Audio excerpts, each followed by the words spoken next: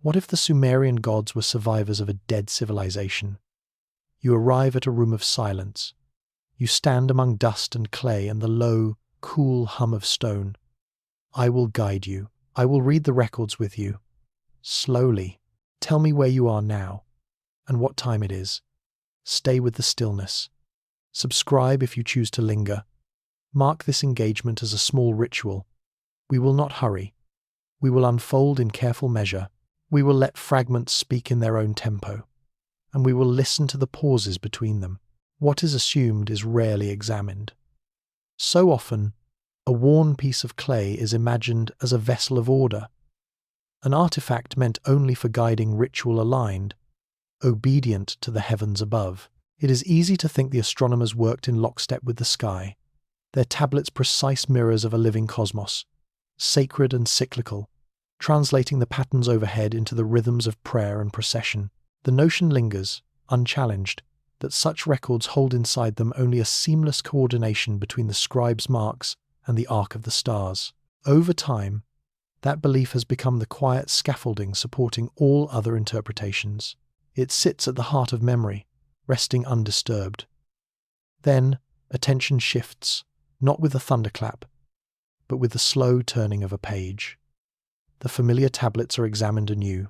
Layers pressed within their surface resist simple reading, indexing the fragments, hands dusty. Careful one notices what should have been overlooked: the evident struggle of the record against itself. Corrections are folded within columns, some strokes scratched away and replaced, their ghosts faint in oblique light. Margins that once seemed idle carry words pressed in after the fact, uneven in their grip on the clay. Written by hands perhaps less certain, or pressed with different purpose.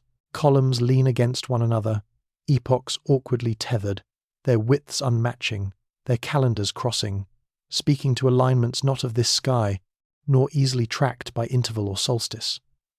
What endures is not clarity, but accumulation. The tablets themselves are layered. Hands differ, a firmer pressure, a coarser edge. Clay, singed by disparate fires, reveals shifts not just in script, but in substance. Where one hand intended a reckoning, another intervenes, softening or overwriting its order. Deliberate erasure, the slow etching out of earlier tracks, does not fully obliterate what lay underneath. Instead, it composes a dialogue in sediment, older months bleeding through from below, newer dates inscribed above, never fully in harmony, never agreeing.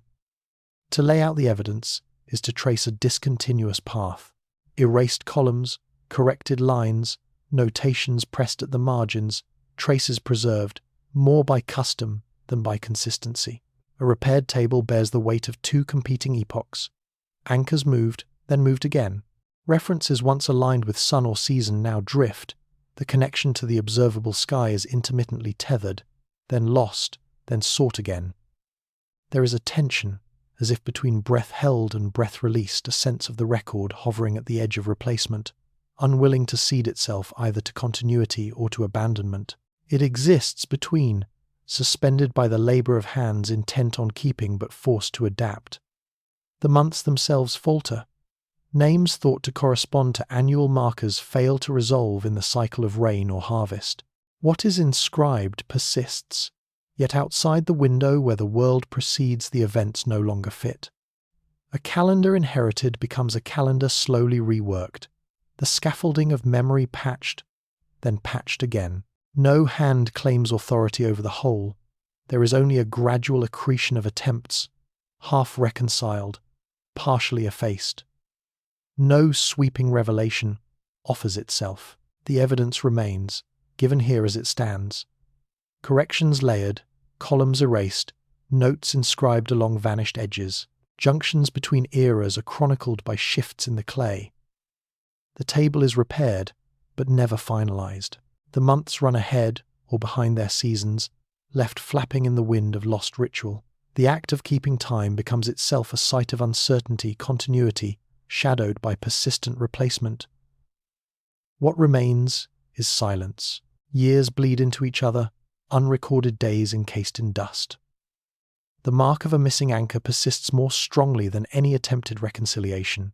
Past the end of each tablet, blankness, memory unmeasured, the world outside refusing to rhyme with the tally within. Whatever sky they kept, whatever cycle they honoured, dissolves slowly into absence, palpable as the indented scars and vanished lines. And so, the question extends at the border of what was written and what faded, a hush settling over the centuries, patient and unresolved. It was once supposed, with a certainty that now seems faintly brittle, that the Sumerian language stood apart a grammatical island, untouched by tides or traffic, unique, isolated. Grammarians and philologists circled its contours, noting the shapes and limits, charting the peculiarities as if each was a native rock rising from an unmapped sea. The verb chains, agglutinations, the thickness of its syntax, each feature catalogued, sealed within a glass case of uniqueness. The official records, the studied monographs, the whispered traditions of scholarship, the refrain repeated, Sumerian, alone, without kin.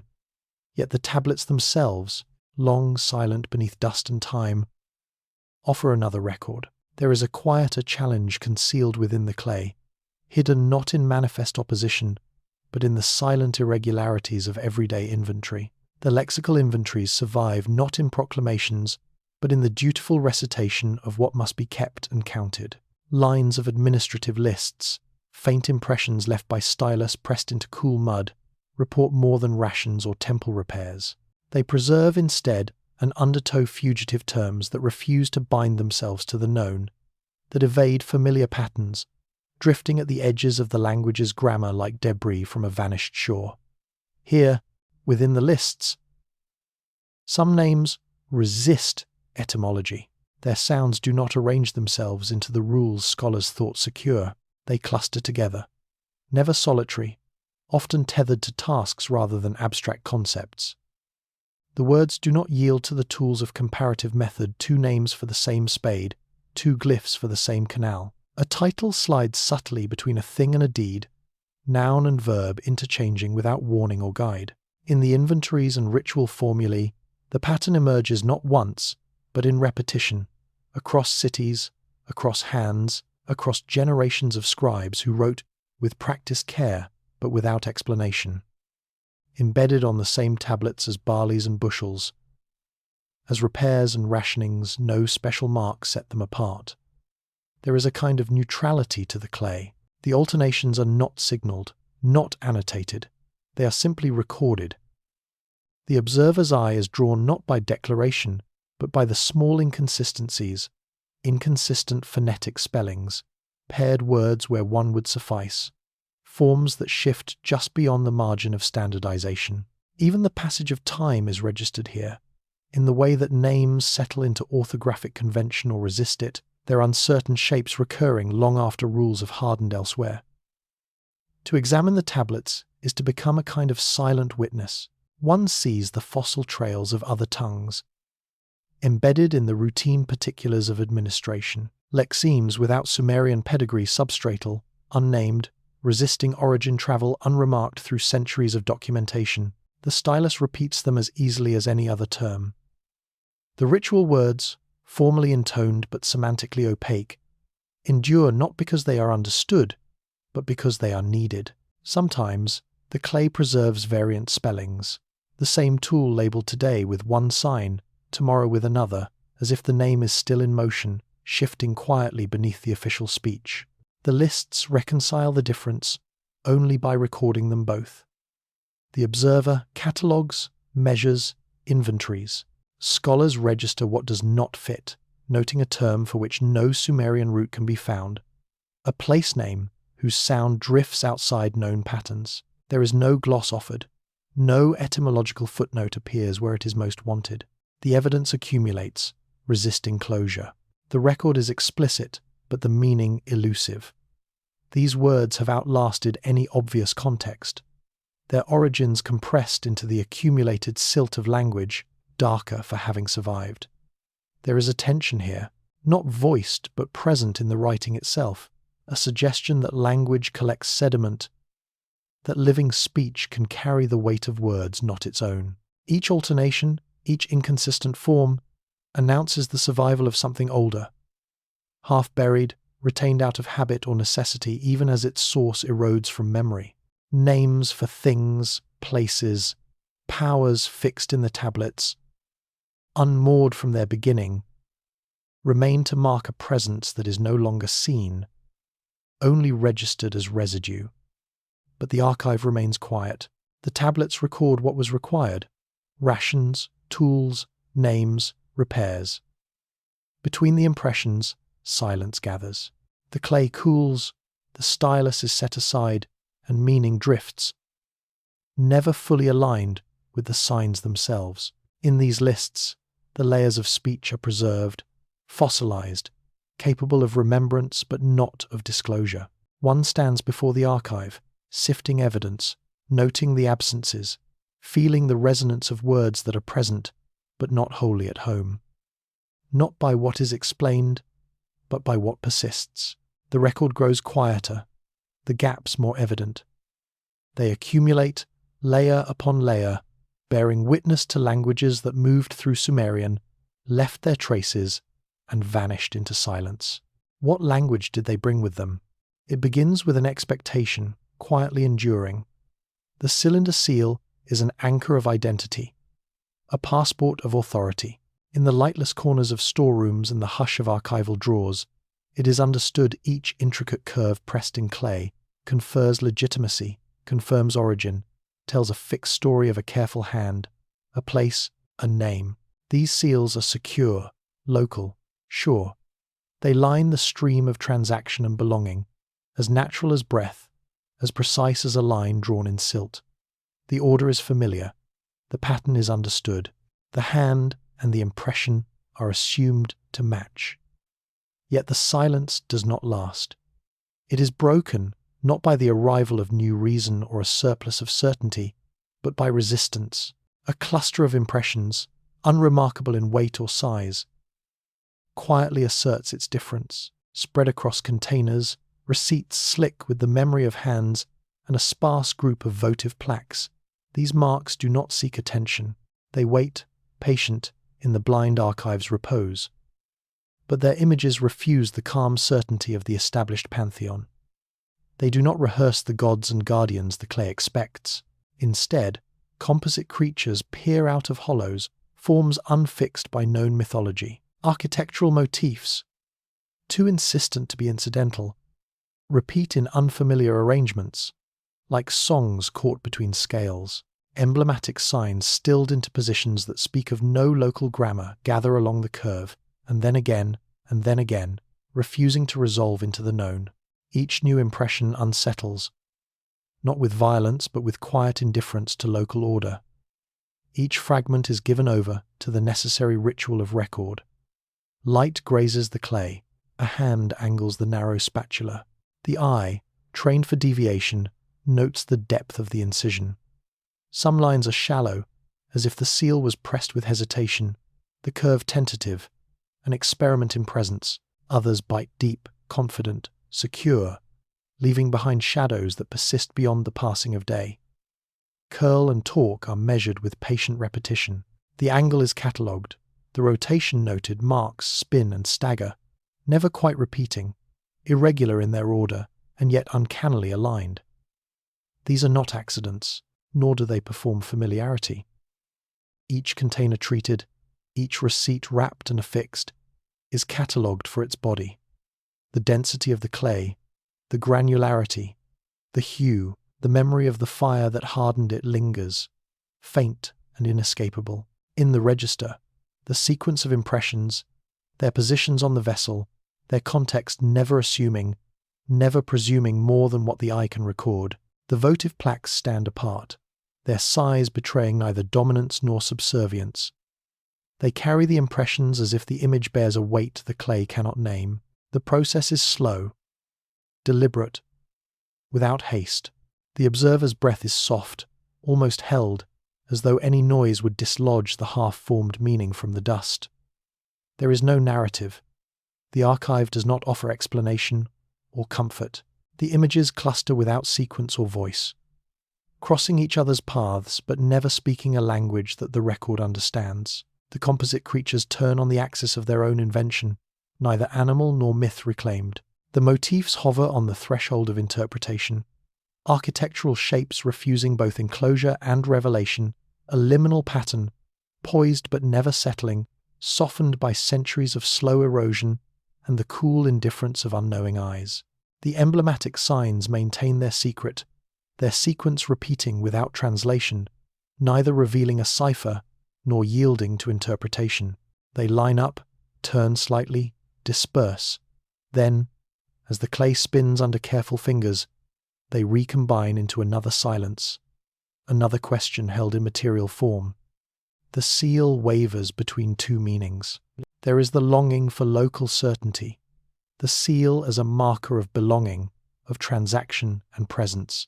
There is, too, the suspicion of displacement, of objects cut loose from their first hands, arrived here through routes unmarked, carried on the tongue of rumour or barter.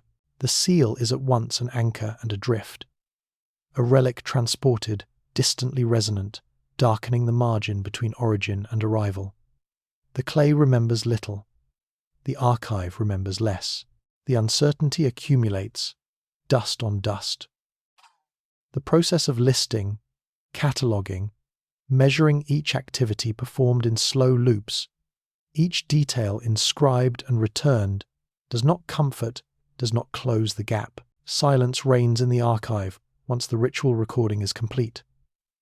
The tablets settle back into their trays. Light leaves the storeroom, and memory gives way to absence.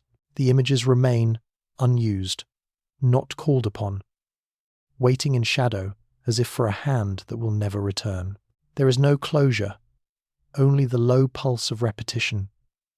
What is inscribed and what is untranslatable? Clay, shaped and inscribed, forms the lasting substrate of record. There is an old confidence that tablets speak for their place, that a riverbed's silt, worked and fired, marks the boundary between here and elsewhere. The assertion flows through method, through catalogue, through the language of provenance, the foundation that what is unearthed below is what was made above. Local clay for local tablets. Assumption seeps quietly into each label, each folded field note, each box shelved for later analysis. But in quiet intervals between sorting and study, the laboratory exposes a certain drift. The machines hum, unhurried, indifferent. A thin slice under petrographic glass, a residue in the spectrometer's coil. Data emerges, impersonal and dense. Each number quietly unsettles what felt settled. This is the clay of a different place. The minerals tracing a route that does not begin or end at the site's edge. The signature is unfamiliar. Percentages of feldspar that rise, mica filaments spun differently, inclusions that whisper of other mountain shadows, distant floodplains. Evidence gathers, not loudly, but with a steady persistence. Several tablets, rectangular, brittle, scored with the same script as their neighbours, begin to distinguish themselves. The excavation log records where they were found, the very context where local tablets came to rest. Within an archive, under the spent weight of centuries, sealed and undisturbed by later hands. Context insists on unity, but the test results undo quiet certainties. Each laboratory reading repeats the incongruity. Clay, but not from here. Temper, but not the local grit. Mineralogy repeats its difference. The feldspar to mica ratio. The trace elements. The shape and size of inclusions. Each laboratory graph charts the distance in silence. There is a slow choreography of record keeping. Gloved hands lift a tablet, turn it beneath the strip light, brush away sediment. Notes are made, notations repeated, samples carved from inconspicuous scars. The process is deliberate, suspended between patience and resignation. Data layers upon data, and each fact remains unresolved. No certainty climbs from the accumulation. Every artifact returns the stare. The archive remains silent, its order unbroken. Both local and distant clays sit together, in the same architectural hollow, beneath the same fallen beam, aligned in the logbook without distinction, except what the laboratory assigns. The labels, once certain, fade in confidence. Each number entered beside a context code, each signature below a date, becomes itself an artifact. Evidence persists. Understanding hesitates. No tablet reveals motive. No entry in the logbook records the hands that gathered the distant clay, nor the reasoning of its travel. The only motions are those of the present, the observer's slow rotation of an object, the measured press of a pencil, the patient alignment of sample powder in a crucible. Description accumulates in layers, each restrained, each provisional. Feldspar readings consistently above the local average. Mica, in unfamiliar plat. Traces of a journey inscribed not by wheels or footprints or river traffic, but by diluted mineral ghosts, by the quiet mathematic of isotopic ratios. Still, the evidence remains procedural: designation, measurement, entry. Silence works between these acts. Voices do not rise. There are no arguments, only the flicker of light. Shadow on the box edges, the movement of dust resettling around what has been opened and closed. Dust thins on the labelled boxes, then thickens. The space fills with the quiet weight of waiting, not for arrival or for resolution, but for the next act of observation. Evidence becomes the only presence. The person recedes. The discrepancy is not resolved. Each test adds a new stratum of uncertainty, a rhythm of difference and reiteration. This one local, that one far away. The repetition is ritual, not explanation. Tablets remain as they are, their forms unchanged, their positions in the archive unchanged, but their stories more divided than their contents suggest. Import intrudes on archive. Labeled boxes do not answer. Even the labels themselves typed, now smudged, now faded, become quiet artifacts, stripped of authority, hanging like a question in the air. Dust settles, always returns. Each visit becomes quieter, attention drawn not to discovery, but to equilibrium. The hush of unknowing, the passage of time. Light moves differently through the storeroom. The riverbeds, the origin of the clay, are not visible, not charted on any map inside these walls, only the measured, repeating echo of evidence and the silence that waits between results. Custom, once settled in the earth, breeds a softer confidence than stone. The usual view so often recited in field catalogues and classroom lectures holds burial rites as a quiet continuum. Each interment, it is assumed, proceeds from the previous, folded into the next, a fluid exchange of habit and memory, an unbroken inheritance from hand to hand, generation to generation. The cultural transcript appears linear, carried like an echo in soil and shroud. One expects sameness. One reads steadiness in record after record, as though the ground itself could guarantee the rhythm of the rites. That is the view, at least, until the evidence begins to undo its own premise. A cemetery layer, seemingly like the others above and below, becomes a thinning border. In this demarcated section, the spades pass through sediment darkened by millennia, brushed with the half-remembered outlines of grave goods. But here, in the midst of continuity, there is friction. You stoop at the edge of an open trench, boots leaving shallow depressions in the sifted dust, and see at a handful of graves, marked in the notes by coordinates and shallow depressions, but marked more indelibly by the presence of woven fragments. The fragments are not plentiful, not whole. They persist only as impressions, temporary ghosts stamped onto shards of pottery and discoloured strata in the soil. Beneath the field's silence, these remains introduce something apart, a slow discord threading through the sequence. Within the measured space, loom weights lie among the bones, yet not the familiar forms. Their perforations too large, or too sharply angled, do not speak in the local dialect of crafting. No simple repetition here. The typology is off, the weight profiles unfamiliar, the holes interrupting the expected pattern. Nearby, spindle walls, catalogued with the notation of the systematic observer, reveal an unfamiliar balance and curvature. the curve of use descending from an originating hand not shaped by this ground. Each item is entered into the ledger, photographed, replaced, but their presence does not settle within the local catalogue. Instead, they rest at the intersection of memory and alterity. Bundles of fibre, each wrung dry by time, have retained improbable hues. The palettes they wear defy the expectation taught by local assemblages. Compounds, a residue of dyes, cling to the edges of what once held form. The colour itself is not fully present, only the barest chemical afterthought, noted under mitigation lighting, housed in clear vials, later mapped to unfamiliar spectra in the laboratory log. This chromatic deference, these silent remains, refuse to blend fully into the background. Their record is written in the language of microstructure, a twist, a ply, a tightness lost by degrees, yet recorded, each on a separate line of the excavation notes. The field sheets do not attempt to speak for them. They describe only what persists: the angles, the fractures, the impressions thin as dried tears along a vessel's shoulder.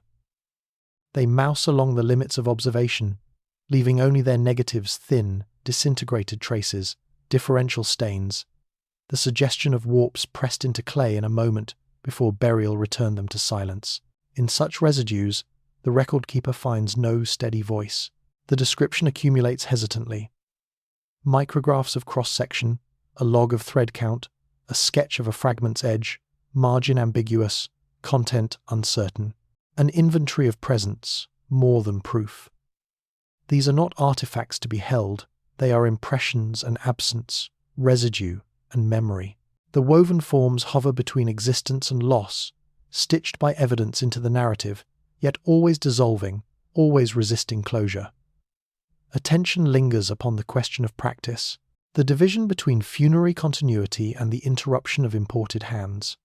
The field diary resists interpretation, eschewing speculative leaps in favour of granular annotation. Tension is encoded in the data, not declared. Between the weight of the loomstone and the mark of the spade is only evidence the unmistakable trace, the impossibility of conclusion. The record is thorough but unsatisfying in its silence. The division remains between what is typical and what is here, a borrowed practice or merely misplaced tools. The evidence itself circles, held to the light, then set back a threshold crossed, but without clear passage. Silence returns after every record. The trench, elaborate when exposed, will be filled again, covering anomaly with the slow sediment, the memory of work shadowing the memory of craft. The soil resumes its long burial, the fragments return to darkness. In the quiet, attention fails to resolve the threads of difference. The objects settle into their ambiguous place, beyond the reach of ritual certainty. Absence persists alongside the tangibility of artifact, as though even the silence were textured by the memory of the loom. So the hand that once wove and the hand that once buried remain indistinct, touching only in the shared obscurity of what remains. For now, all that is certain are impressions textile against pottery, residue against analysis, the pressure of a vanished palm. It begins with a foundation so quietly placed, so long assumed that it scarcely draws notice. Crops take root where they are sown, shaped by the soil and the sky that shelter them. The old belief, unspoken but universal, arranges fields in neat correspondence with their horizons. It is taken for granted that what grows here must have grown here before, season upon season, as inevitable as the return of daylight.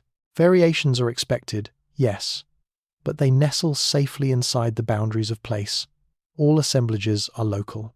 There is a reassurance in this, a way to let time and earth fold into one another, silently affirming the stability of lineage and adaptation without the need to look too closely.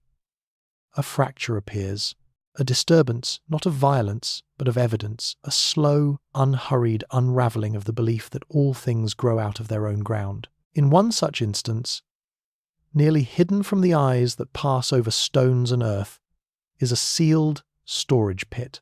Its contents are not immediately remarkable bags of charred matter, fragments suspended in dust and dark.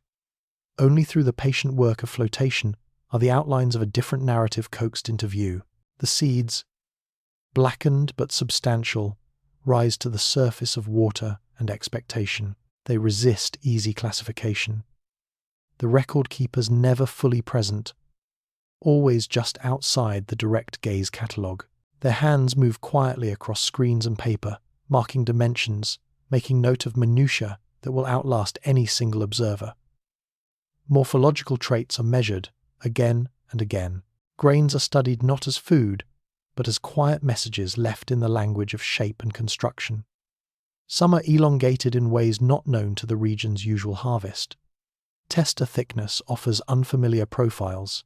The husks, examined under the low glow of laboratory lamps, reflect surfaces subtly altered by a practice somewhere between intention and accident. Each point of comparison brings only partial resolution. Within the logs, detail accumulates. Entries describe starch granule structure. Compare the fine patterning of surface pitting. Notate the rare occurrence of fractured lamellae. These are not the signatures of seeds simply scattered by habit. They hint at agronomy with effects outside the local script. Uncommon, unplaceable, they fold back into the official language of anomaly. The logs preserve each measurement, each ratio, as if hoping that weight and number and size will one day speak with clarity. But the data remains inert, a whisper inscribed in the margins of certainty.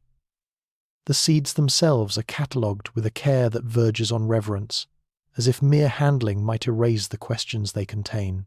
They are charred at a specific horizon, set within the threshold moments between construction and abandonment. The storage architecture remains intact around them, its emptiness holding a watchful kind of silence, walls and floors standing between what was kept and what was lost. Each pit, each layer, preserves a sequence of decisions gone quiet. The char has settled into the contours of wheat, barley, an occasional pulse. Bags are labelled context, location, matrix, stratum. Every piece of their story is pinned to its coordinates in space and time. The seeds are stored away, each in a case, a box, a drawer. They become part of a collection that speaks in absence and hesitation. There is no notation of origin beyond the physical. The seeds neither confess nor deny their belonging. Their journeys remain covered, waiting in the brittle stasis of curation. The laboratory is not a stage for answers. It is a room of containment of both evidence and uncertainty. To watch the observers is to sense not expectation, but the burden of not knowing. There is careful revisiting, again and again, of the same granular evidence, as if turning it will change its weight, as if context alone will usher in explanation where there is none. Explanations are left unwritten. Meaning hovers in the spaces between specimens, in the hush of the storage room after the doors close and the catalogues are shelved. Silence gathers most densely in the places where certainty has thinned. The pit itself sealed, removed from weather and interruption, preserves the outline of what was once important, now gone. Architecture and seed. Each is a container for loss. The shape of what was sown remains, but what it meant, and for whom, recedes across the brittle expanse of time. There are no fingerprints left in the char, no voices archived beneath the floor, only the measured forms, the records of difference that do not fit the pattern, and the ongoing absence of reasons. The tension forms in the gap, a distance between transplanted practices and the realities of native adaptation. Which direction is the flow? Was this an arrival or a departure? A singular event or part of a cycle too wide to see? Each reading begets another, folding outward but never forward. Silence does not answer. It only extends. From which fields did these seeds come? Administration is most often understood as a flow, one uninterrupted current, channeling intention into order, converting disorder into record. The expectation lingers that each ledger, each register, passes through a steady hand, the signature of a single hierarchy, unbroken in its authority and assured in its continuity. You approach the list's thin, brittle leaves, rows of figures and names, arranged with bureaucratic clarity, prepared to see only what is expected. The evidence of ongoing control, a singular institutional gesture, repeated page by page in faithful routine. In the prevailing narrative, administration is seamless. The lists, it is told, are merely the surface expression of that order, but the leaf turns, here and there, somewhere between the allotted portions and the measured outputs. Crescents of colour fold across the margin. There are stamp marks neither accidental nor decorative. They appear, at first, as intervals, broken and repeated, pressed with intent, but clearly distinct in form from the canonical seal. Once noticed, they become unmistakable. The motif recurs repeatedly, never precisely the same. The pressure varies, the outline shifts, the residue of inklight sometimes barely adheres, sometimes sinks deep into the fibres. Where the bifold of the list opens, the marks follow no obvious alignment, drifting in marginal sequences, at times forming overlapping patterns on the verso face evidence, left both on the presentation and the hidden reverse. Then, you notice their deviation from protocol, not isolated gestures, but a quiet, sustained rhythm. They break the illusion of a single, continuous surface. The excavation inventory passes this pattern. It does not assume. It does not conclude. It records. Each mark is entered assigned coordinates on the page, measured for diameter, depth, and density. Placement is noted. Margin right. Outer edge. Low on the verso. Above. Below. But never, as annotation never occluding the original script, but spanning it, drifting along the axis of the page. Layering is flagged in painstaking notation. Where inked entries are laid first, a stamp rests atop, dense and firm. Elsewhere, the shadow of a stamp precedes the script, with the handwriting wavering slightly as it encounters the raised texture, a minor disturbance preserved in the way letters lift and fall. The pattern accumulates irregularly, suggesting a practice less rigid than the standard seal, and yet not without method. Some pages display dual imprints, partially superimposed, as if attention returned, again and again, to the same spot, adjusting the angle, shifting the weight. The register makes no attempt at synthesis. It details each impression, cataloguing their sequence, recording the tactile residue, but abstains from assigning cause. There is a silence within the evidence. What is noted is the act.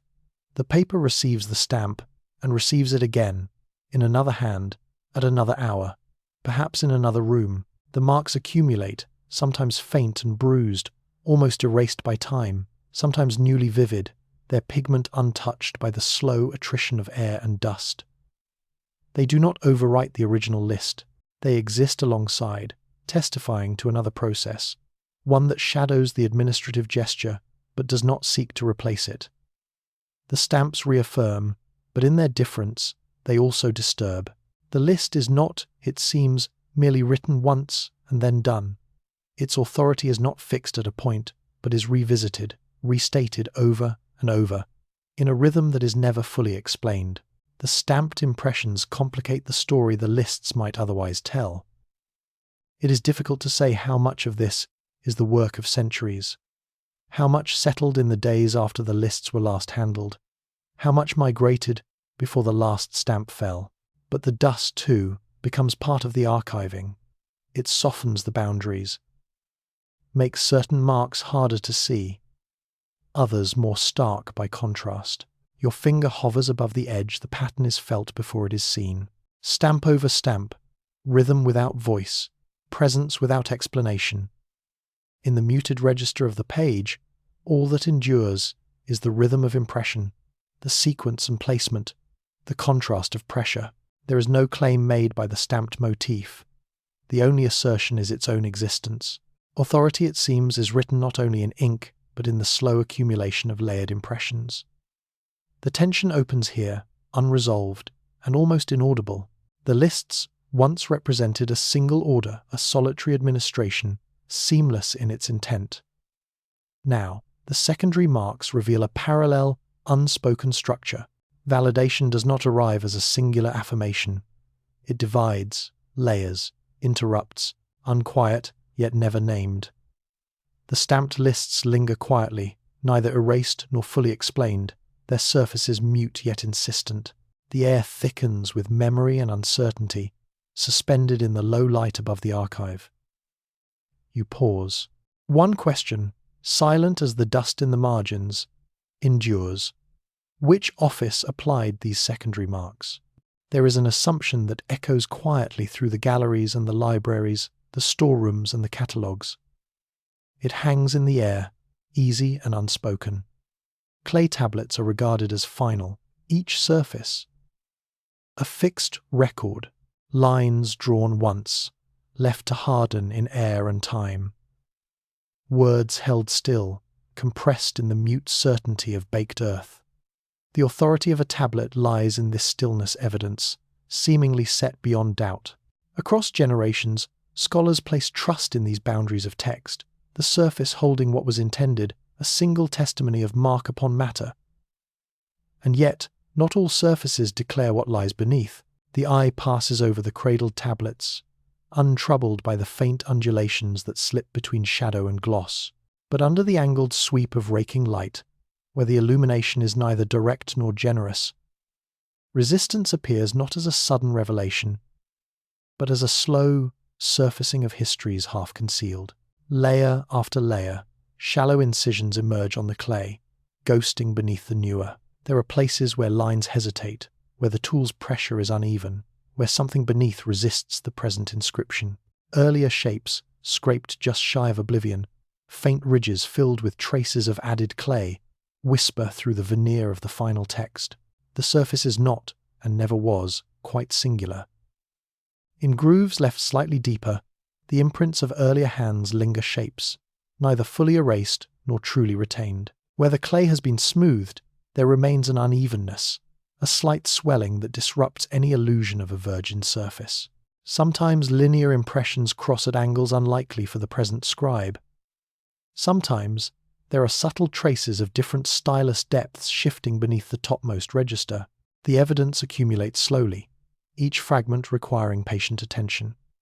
In the catalogue, thin columns of measurements attempt to impose order. There is a notation for strata. A first incision, then a scraping, then a refill, then a renewed inscription. Margin notes indicate levels of gloss, a rating for adherence, rare remarks on the presence of foreign particles visible in refilled grooves. The catalogue does not hypothesize purpose. It simply arrays the sequence as preserved incision, scar, overlay, surface. The task is only to witness the layering, the ways in which the earlier is not quite lost, the later not entirely whole. The data does not form a synthesis.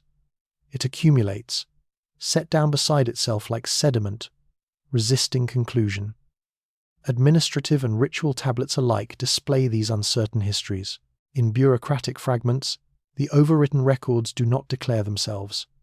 One pillar of marks interrupts another, their junction a shallow pucker beneath a row of sanctioned entries. The presence of ritual does not harden the account. A prayer overwritten by a ledger, a roster smoothing over a hymn, none are less ambiguous under light. The act of overwriting does not resolve the prior mark so much as fold it back, setting one claim gently atop another in a cycle of erasure hastened by necessity or constraint. There is no clear hierarchy of text, no evident logic of value in the sequence, only the fact of succession. Preservation and overwrite form the tension, neither yielding. Clay is not infinite. Each tablet bears the record of negotiation. The impulse to preserve, the press to economize, the possibility never certain of renewal. Each layer is both barrier and carrier. Each act of smoothing ruins and saves. Nothing is fully lost, just transformed into silence, inhabiting the space beneath. The traces persist, inert yet impossible to ignore, constraints upon every subsequent line. The cataloguers do not comment, yet their careful measures testify to the persistence of what was meant to be removed. The strata left in clay do not speak, but wait. Each layer is like a band of soil in a hillside, declaring only the fact of passage, not intention. The surface seems to forget until shadow, oils of the skin, or the angle of illumination calls the past to faint and ambiguous attention. There are no announcements, only these minute tremors crossing the boundaries between now and then. Each tablet holds its palimpsest lines in reluctance or in resignation, formulating a memory of erasure rather than recitation. Authority is not absolute here. The past and the present cohabit, stratified, unable or unwilling to resolve which should prevail. No synthesis is found, only the evidence of repetition, overwriting, layering. Each trace is an echo that refrains from clarity, an absence that refuses to heal. Those who measure, who inscribe, who catalogue, pass through these moments witnesses to resistance that neither fully yields nor fully persists. Time, dust, and silence complete the scene. The clay does not forget, not completely. It stores its palimpsests in muted strata, reminders more eloquent for being unspoken. What then? Do we truly know of the words erased to make room for the new? A monument is often received as a single gesture, a continuous construction, something whole, uninterrupted, persisting in its intention. The map, the guidebook, the public record, each draws a line framing the structure as it once was, and, by extension, as it is now. The walls are viewed as boundaries, the stones as chosen elements, and the memory as seamless. The eye moves across the surface of cut stone and takes in the apparent unity, the illusion, if it is an illusion, of a building bearing its own history without seams. You are taught to read continuity where there is evidence only of duration. You are taught stillness, completion. But a closer look unsettles this comfort. Approaching the monument, your gaze tightens along the margins where one stone meets the next. The masonry joints, those narrow seams, just wider than a finger, just deep enough to catch dust, begin to unravel the story that smooth walls conceal. There are blocks here that do not align, stones with edges squared and others with their corners softly eroded, mortared together in lines that seem to falter, pause, reverse, resume again. The surface is not a single voice. It is layered, broken, and reassembled. In this quiet, the monument stops being continuous and becomes something else, an archive of repairs. Every unmapped junction, every reworked edge. The report does not assume. It does not interpret. It catalogues with patient repetition. Here, a reused block is set, its face bearing the chisel marks of another origin or another age. The block was not formed for this wall, and yet it is here refitted, compelled into alignment anew. Above, an orthostat stands with its height reduced. Careful refitting matches its lighter tone to adjacent stones. Tooling marks shine in contrast, a swept line across limestone where the tool was sharp, its strike not congruent with the supposed building phase. Sometimes, the surface is touched by more than one history. The marks cross, overlay, blur, and diverge. What is preserved in mortar becomes a record not of invention but of intervention. A list of materials, mortar sifted and traced, its composition sampled, its colour held up to fading light. Here, lime dominates, cool and sandy. There, a later episode, richer in clay, binding reused fragments in expedited haste. The bond between old mortar and fresh insertion is hesitant, uncertain. Sometimes the seam is flush.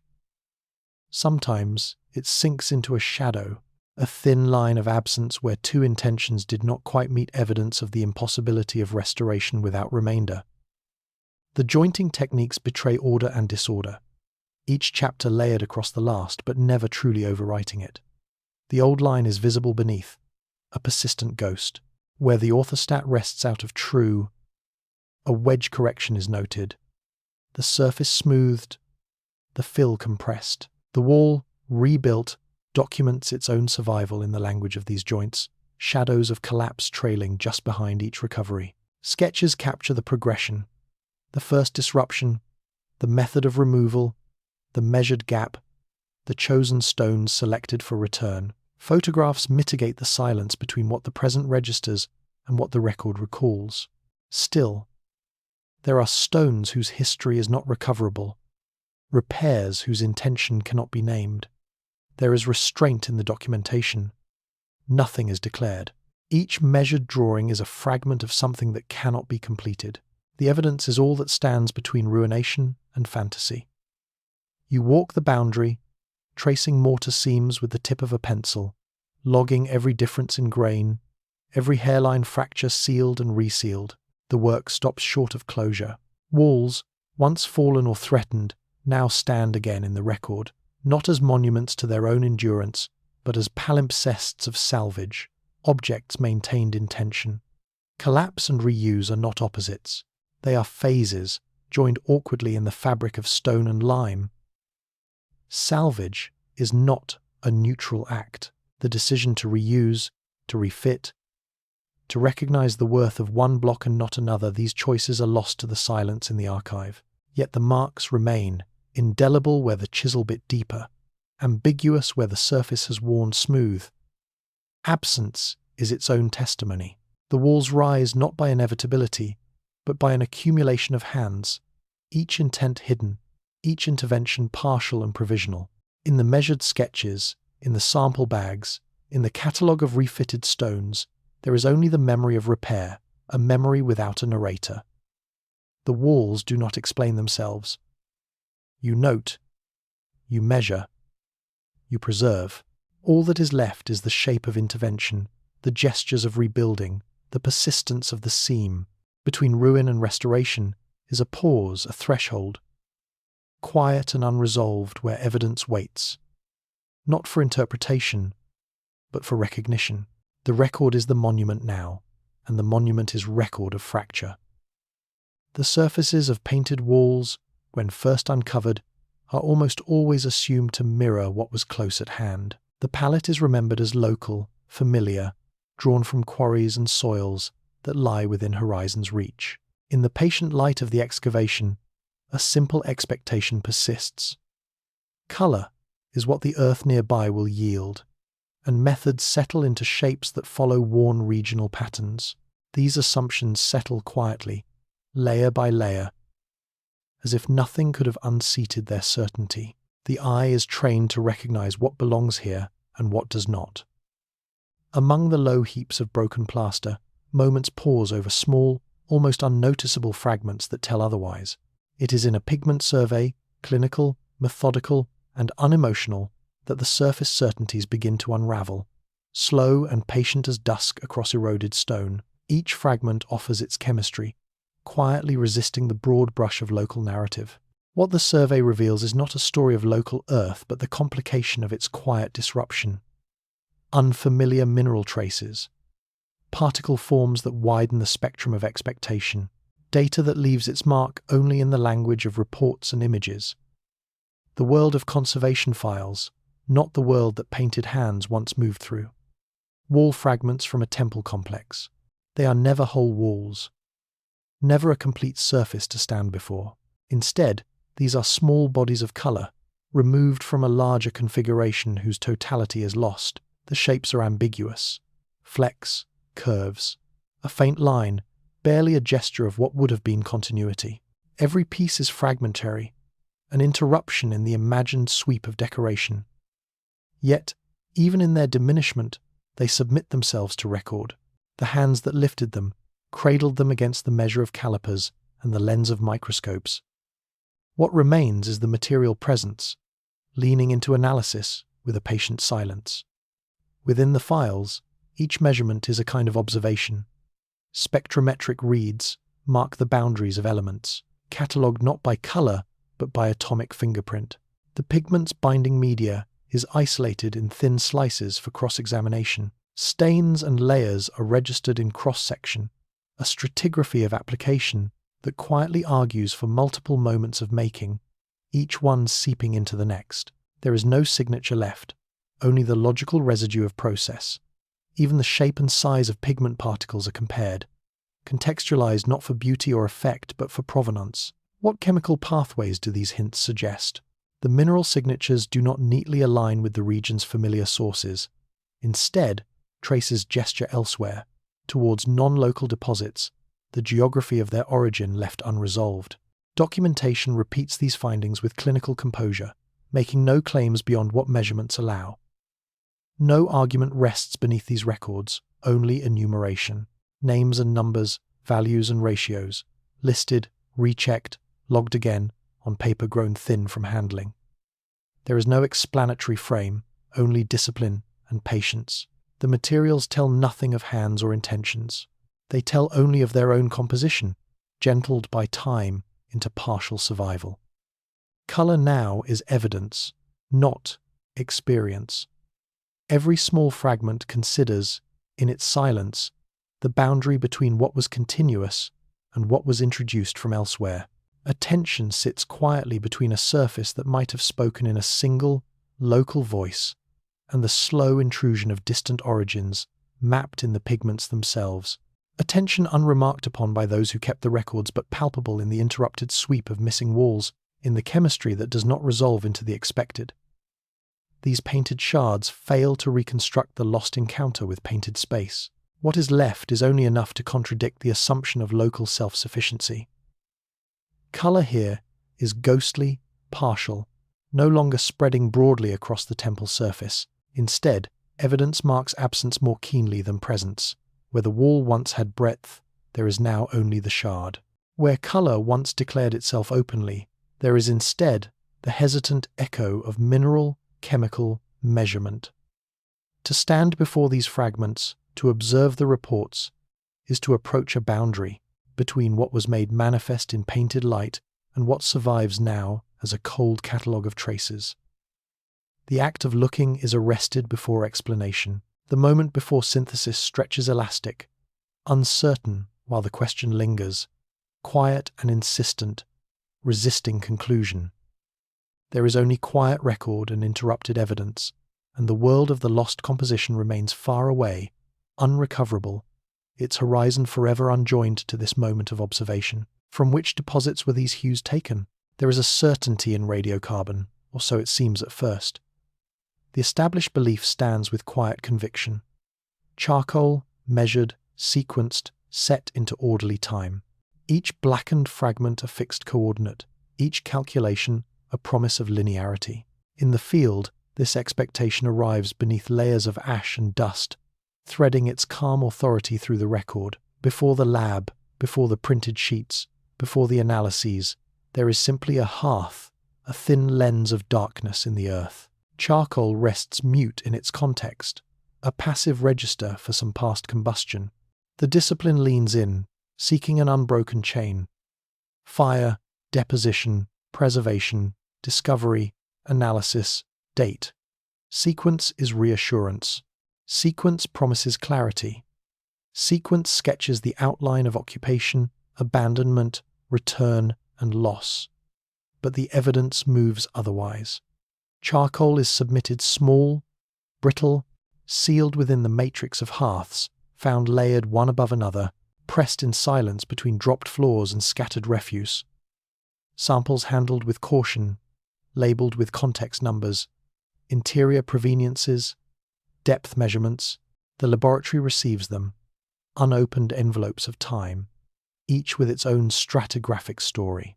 The process is calibrated. Known pre-treat the fragment, isolate and measure the radiocarbon.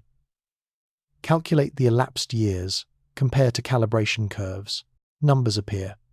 BP, calibrated ranges, confidence intervals hanging in subdued anticipation. The sheets return, data columns implacable. No narrative, only results. A cluster emerges. Not clarity, but complication. The anticipated sequence slips. Fragmented dates overlap, diverge. One sample from a domestic hearth, jealous of its enclosure, registers older than the charcoal from the public space beneath it. Another, sealed by collapse, falls strangely close to the surface layer's age. The dates do not uncoil into a single timeline. No disciplinary hand can smooth them flat. Instead, they collect, awkward, brushing against each other with unwelcome proximity. The story, if it can be called that, hesitates between beginnings and ends, between the fires that might have marked a threshold and those that left only a pale residue of occupation interrupted, resumed, perhaps never truly absent. The lab sheets have no sentiment. They assemble the record in columns: sample code, provenience, measured carbon age, calibrated range, standard deviation. Attached notes list pretreatment solvents, pH, yield, filament readings. Here is the sealed context, there the association with reddish floor debris. A third tied to a mixed lens of ochre and bone. The samples silent, inked with their own designations, occupy the liminal spaces of the spreadsheet, refusing to resolve into unbroken occupancy or singular crisis. No decisive abandonment, no neat conclusion to be drawn from their silent numbers. Instead, a palimpsest. Layers of fire, overlaid, erased, rewritten by each new event that leaves behind its own residue of ash and charcoal. Every attempt at synthesis slips inward, recognizing only the calibrated ranges that neither merge nor quite diverge, only a line in vague proximity. Ash falls silent, drifting between stones, gathering in the fissures of collapsed structures. The charcoal, set aside and processed, keeps its measured ages as if holding something in reserve. Is it a record of chaos, or simply ambiguity? Does the absence of resolution speak of interruptions, or just of the limits in what can now be retrieved? Each fire event is bracketed by possibility. Cross-sections of time, moments caught between clarity and silence, contiguous layers, each hearth a whisper inside a larger accumulation of abandonment and return. Each one both presence and erasure, each one both evidence and a crease in the record. You return to the sheets, the intervals, the dull glow of measured isotopes. Only the measured tension between what should have been a sequence and what is a scattered cluster.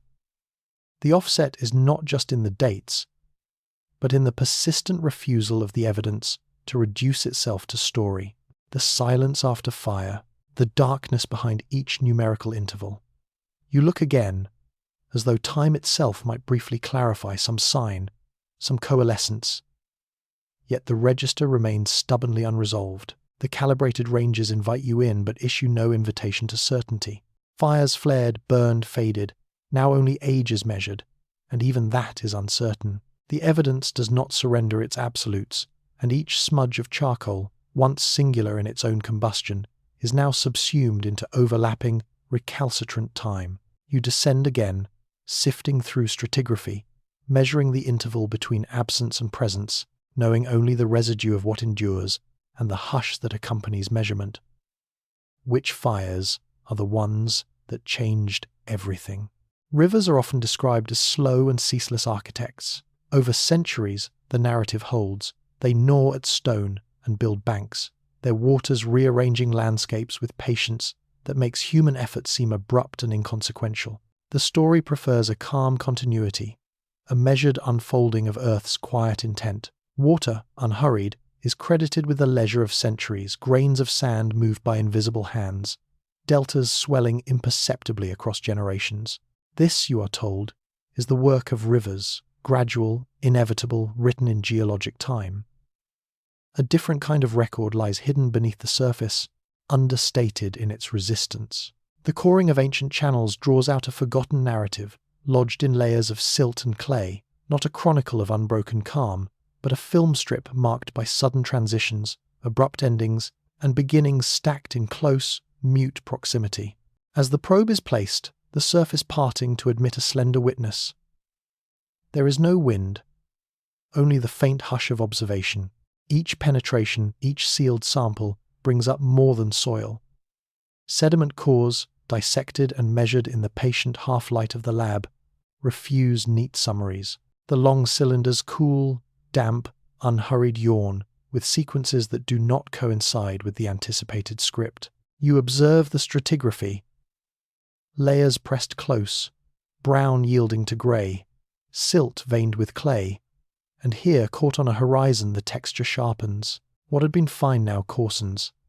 A demarcation, abrupt and unequivocal, sifts caught between two steady states, a before and an after. Particle size changes as though a line had been drawn, and time itself had skipped ahead. The lab logs become the latest palimpsest, filling with numbers and annotations as each sample is sieved into its component mystery. Particle size distribution is recorded, the shift in granularity not gentle, but abrupt, jarring within otherwise tranquil beds. You count pollen grains under the microscope's indifferent circle, tabulating the seasonality woven into each layer. One depth holds an abundance, the next, just millimeters away, tells of scarcity or of another kind altogether. Similarly, microfossil assemblages, once steady and familiar in their populations, are interrupted without warning. The warm blankness is cut by debris of lives, not quite matching what lay above or below. Each horizon admits only what it records.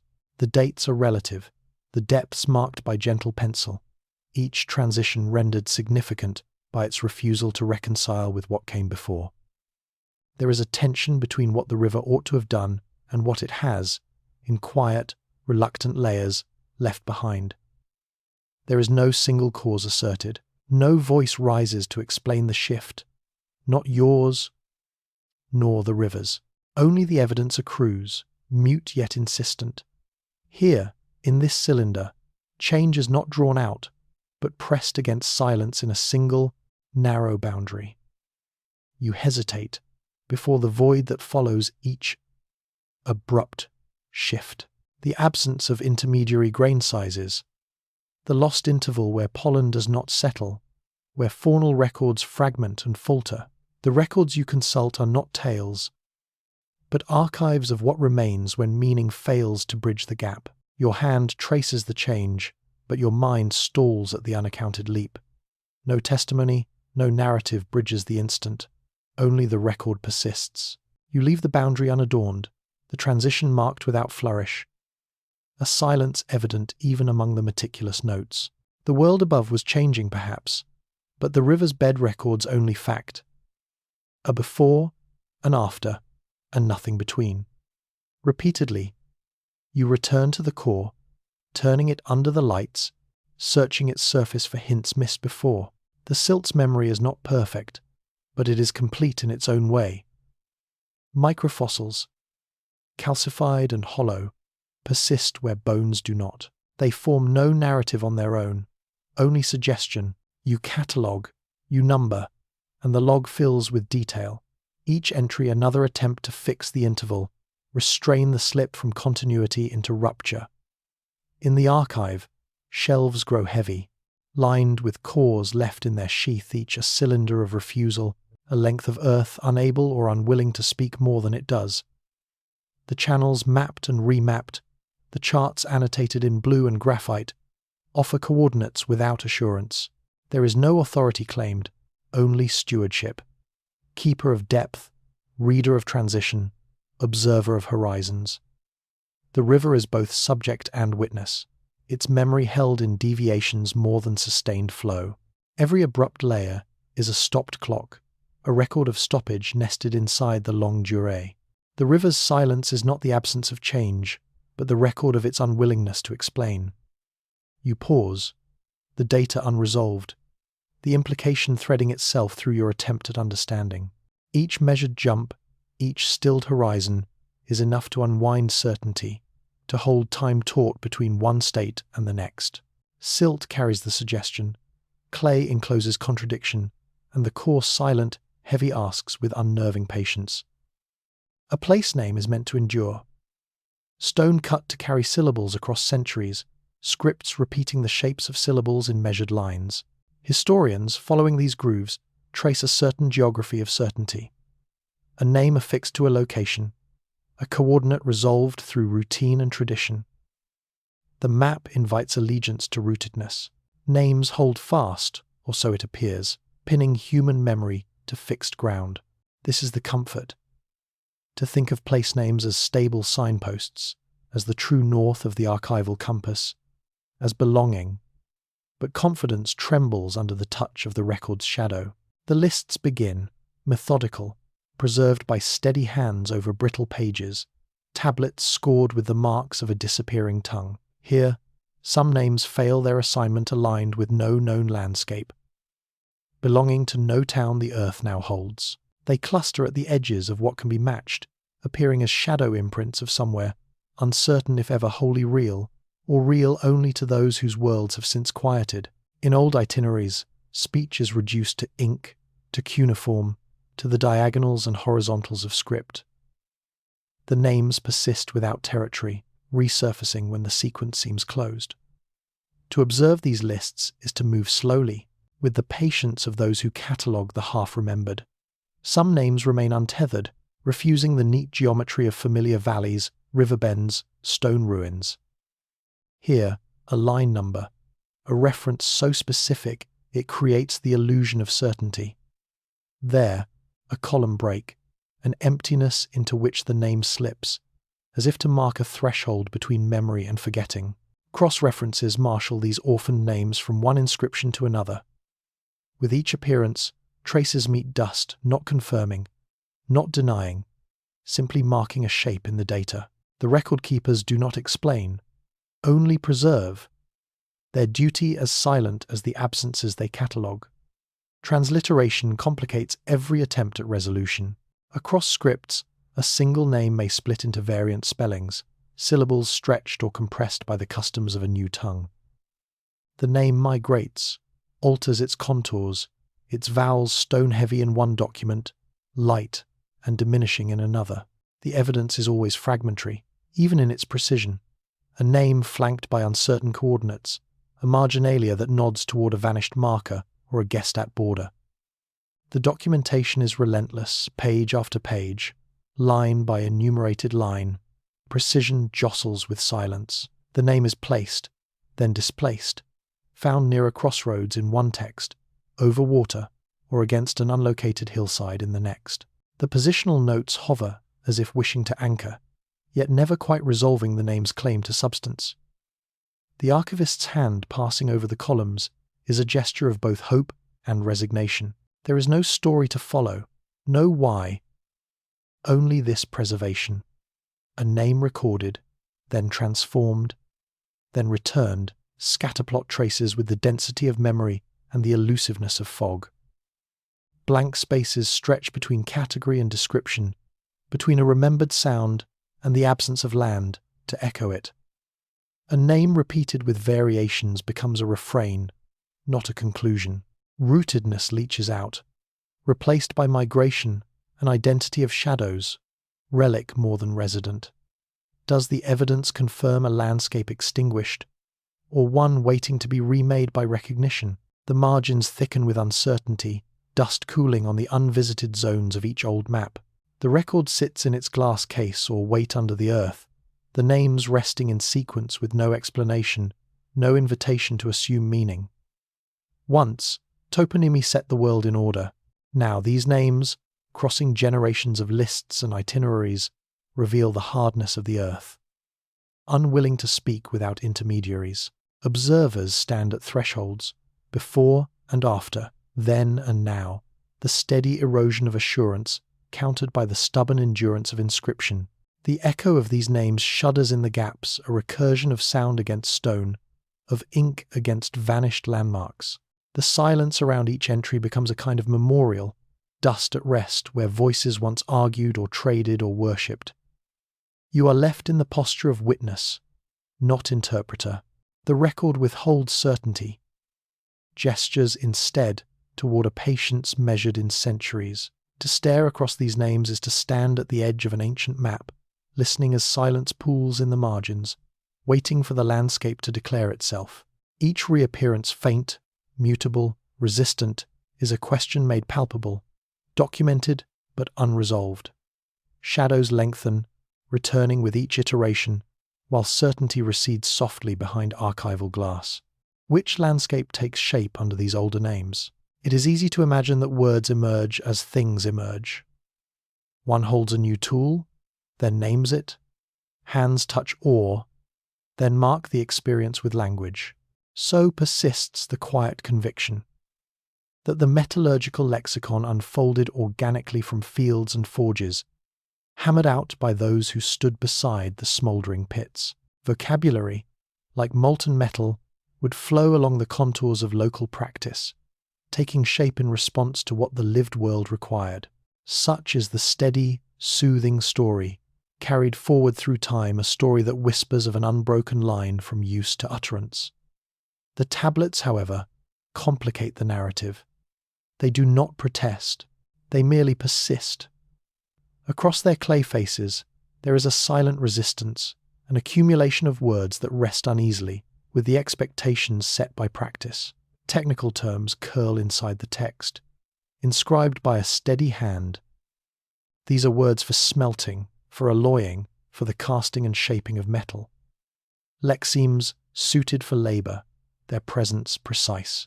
And yet, when one aligns them with the evidence of local ore bodies, the shapes of crucibles, the cast-off tools, the correspondence is incomplete. The semantic fields do not close cleanly around the stones and implements unearthed by archaeology. They glance off at the edges, hinting at something not entirely native to the ground beneath them. The surface is there, clearly marked, but its interior logic halts just before understanding. Administrative and instructional tablets preserve apparatus names. The retort, the mould, the vessel, the measure. Each term catalogued with quiet care, assembled into lists, embedded in procedural sequences. Numbers appear beside nouns, combinations etched in the same deliberate script. The progression of steps, annotated but unadorned, leads only so far before the pathway disappears into silence. There are images, too pressed onto seals, adjacent to the rows of writing scenes caught between likeness and abstraction. These join the words in an archival tableau, both witness and enigma. Observation leaves you before a corpus, a record of craft terms that does not explain itself. Each entry is a threshold, promising knowledge but disclosing only fragments. The terms are preserved without genealogy. No clay record justifies why one sequence is followed and another is not. There is no margin note explaining the source of a technique, no aside about origins or preference. One sees only the names, the numbers, the orders definitive and undefined. The silence is not empty. It is full of what cannot be known directly. One feels it while moving from one tablet to the next, the echo of steps on a stone threshold. The evidence stands apart from the assumption that language trails after local hands. It is instead a field of inherited terminology, maintained almost ritually, perhaps transposed, perhaps unchanged. There is tension here, the push and pull between tradition and utility.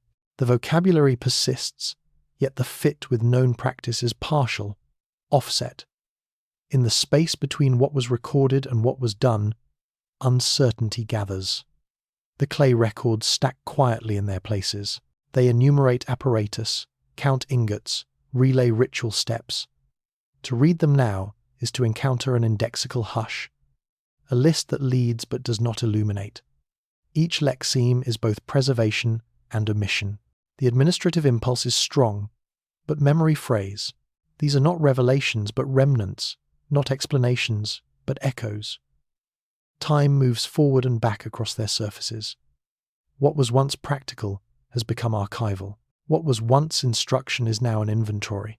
The tablets hold meanings that resist alignment, inviting the observer to dwell on what is missing as much as what is manifest. The archive is a closed room, its air heavy with the residue of recorded process and the dust of disarticulated words. The catalogue is complete only in its own terms, indifferent to what lies beyond its limits. In pausing to reread, one senses the lexicon settling into silence. It neither confirms nor denies the shape of lived metallurgical practice.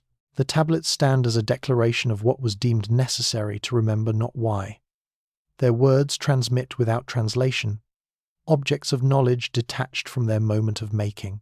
They balance on the edge between received formula and evolving technique, never tipping fully into one or the other. Whose metallurgical lexicon was copied into the local archive? It is customary to imagine the night sky as a canvas partitioned by distance, each culture gazing upward in solitude, forming knowledge from the quiet labour of local observation. Comparative studies, cautious and diligent, tend toward a confidence in boundaries. Civilizations, scripting their own constellations, naming their own omens, charting the invisible lines between stars according to unshared needs. The presumption is of independence, of mythic astronomy as a constellation of isolated traditions, distant as constellations themselves, each illuminated by its own fires, untouched by the breath of neighbouring worlds. One sky, yes, but 1,000 readings, each sealed by the silence of time and geography. Yet when the records are examined, there is an irregularity, a muted refrain that refuses isolation. You find it not as a thunderclap, but as a soft disturbance, woven among the copied leaves of ritual manuals, in omen collections persisting across sudden cultural thresholds. There emerges a sequence, almost furtive, of celestial events. The pattern reappears, minute in its details, steadfast in its chronology, reproduced from context to context. Month names, once sure markers of calendar and place, echo across these documents, even as their reference points slip.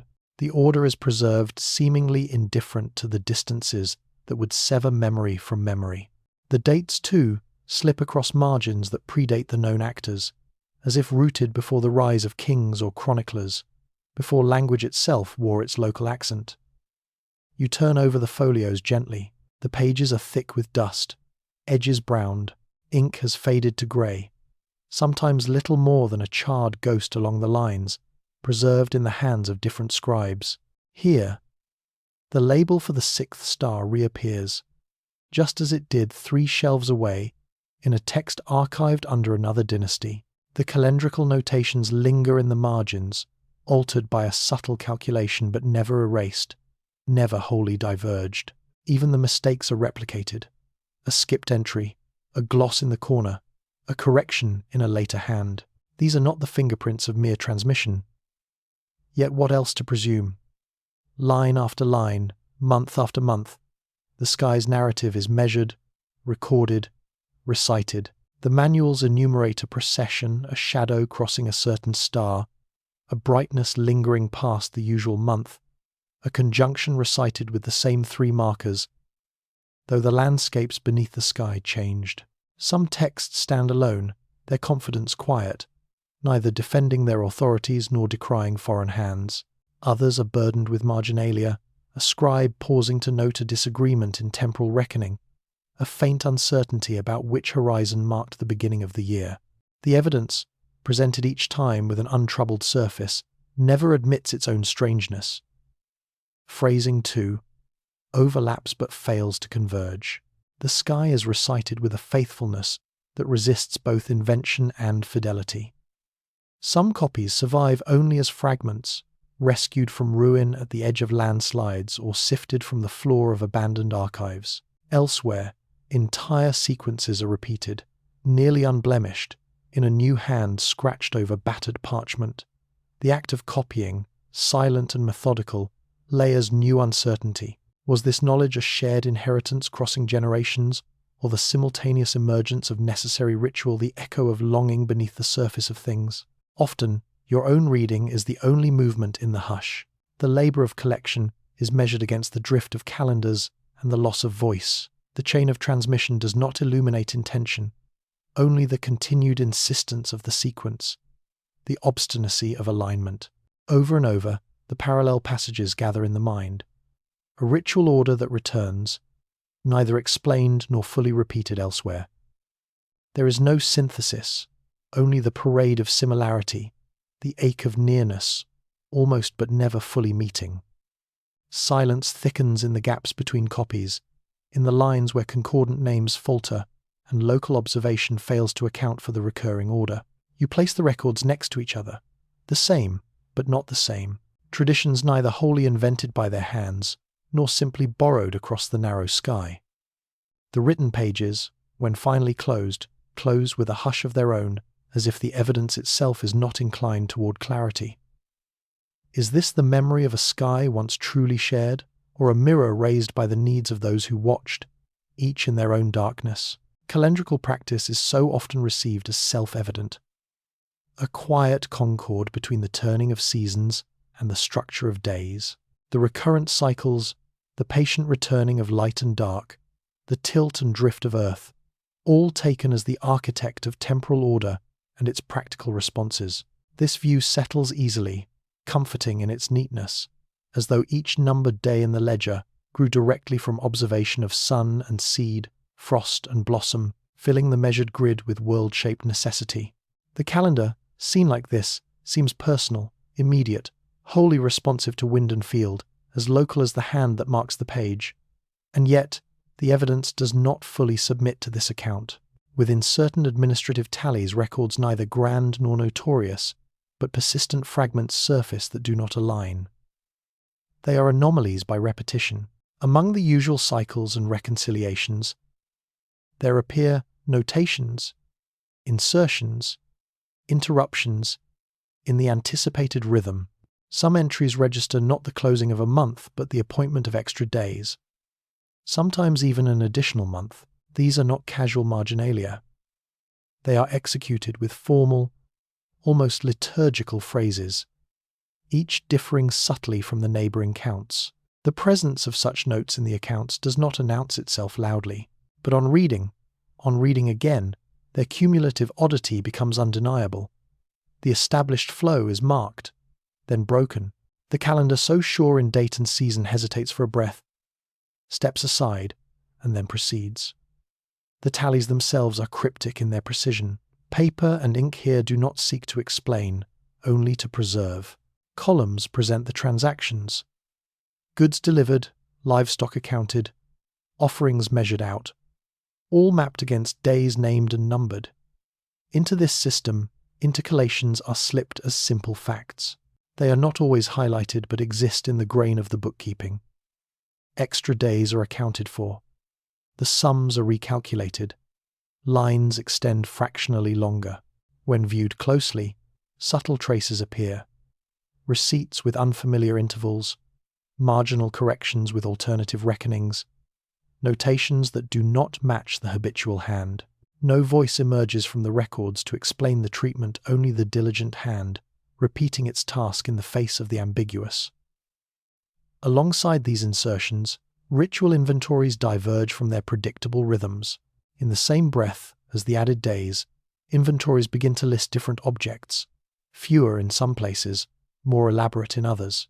The carefully drawn lines between routine and exception pulse in the preceding pages. There is a correlation, unmistakable in its statistical shadow, between the moments an intercalation is applied and the adjustments to ritual goods, cups laid out not for ordinary service but as though for an occasion unnamed. Where in the accounts, the slight pressure of the stylus, or the haste of revision, reflects something unspoken at the edge of practice.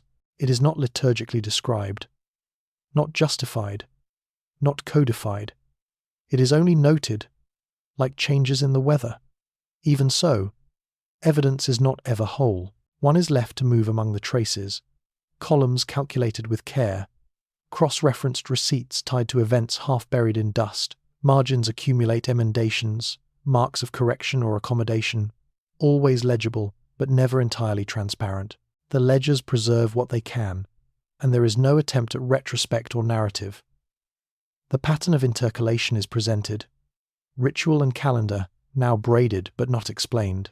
Accountancy bears its own silences. There is no language for why, only for what. The ledgers do not speak of consolation or hope, innovation or decay, just the facts, laid out in pale ink.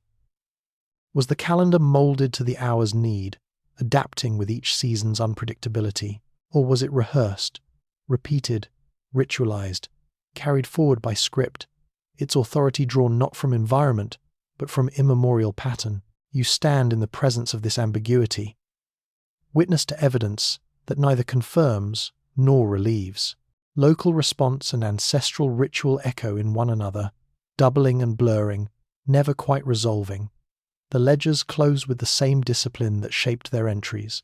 There is a kind of emptiness measured at their end, a silence after calculation. Sheets tallied and stacked, a void left exactly where the unexplained ought to be. Years pressed softly between pages, nights and days carried forward, rooms emptied of their original counters, the sum of missing explanations preserved only in the dust. Nothing declared, nothing banished. Only the question lingering over receded ink, the single crack in the ruined stone of time's accounting. Who authorized these extra days and why? The accepted pattern endures, almost unexamined. Numeric systems are the pleasing residue of local need, administrative efficiency, sedimented into base and notation. They match the domain of the scribe, pressed into method by the weight of rations, hours, and obligations. Sexagesimal, dominant, uncontested, an arithmetic ground, as steady and mute as the baked mud beneath the city's foot. When numbers reappear, unearthed in their cuneiform contours and preserved with a quiet certainty, the pretext is always the same. This was simply expedient. Counting, like water, finds its level in usefulness. Yet there are ledgers that do not quite obey. These texts do not conform to the primary current.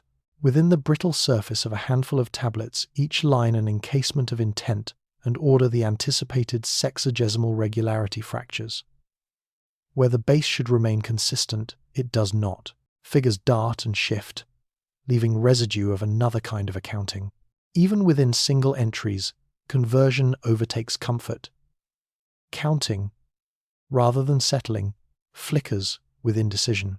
In the margin, a scribe, not always the same, perhaps not even known to himself as an innovator, notes the change.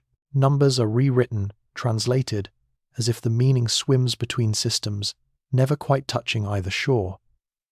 Arrayed in transliterations, the notations sit implacably within modern tables, stripped of context but not of their quiet irregularity. Numeric columns, ration tallies, labor registers. Where one expects to see uniform rows of symbols rooted in 60, there is interruption, adjustment. The record notes, with a kind of silent resignation, the adoption of another base. To read it is to encounter a pause, a breath held between possible orders. The ledgers persist nothing more than baked clay, the ink now faded into the cool weight of tablet, yet the numerals remain like footprints, shallow but stubborn, pressed into an ancient mud. The symbols curve, repeat, halt, transpose. Some are almost erased by time's abrasion, some linger bold and definite, as if their divergence from expectation should be remarked. Margins, those slender spaces of annotation, preserve the moment when one system bends into another. Conversion is noted but never justified. No synthesis appears, only the uneasy record of coexistent standards colliding softly within the shelter of an accounting text. So the evidence is what it has always been, a handful of ledgers, transliterated and catalogued, contextualized tenuously with mentions of rations, labor lists, a rhythm of issuance and receipt. Each numeral is a witness to the conditions of its use, and each departure from the norm is a hesitation, a departure half permitted, half erased. No narrative emerges from these digits.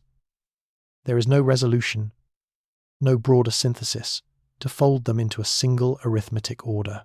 Instead, these fragments participate in a kind of quiet resistance, not overt, not insistent, simply persistent. The margin annotates, the entry mutates, and the space between systems remains. For the observer, there are only silent remains. The texture of tablet, the fading contrast of ink, the blank between numbers. The context, when summoned, is sparse. Labourers reduced to tallies, grain to quantities, rations to distributions, all spoken in the dialect of a shifting numeric tongue. If meaning lingers, it does so in the difference itself, in the refusal of these ledgers to align. The tension is not resolved. It merely accumulates, an undertow below the arithmetic surface. You move slowly through each preserved page, cataloguing the anomaly, recording with a kind of ritual care the place where standards falter. No conclusions can be pressed from this residue. You note, instead, the starkness with which arithmetic order reveals itself as fragile, contingent to system imposed, and sometimes only followed in part. The old numerals hang suspended, neither fully belonging to the dominant sexagesimal logic nor wholly foreign. Their presence is a question, one that cannot be answered by comment or synthesis. The ledgers gather dust, the tables persist, the labor lists blur into memory.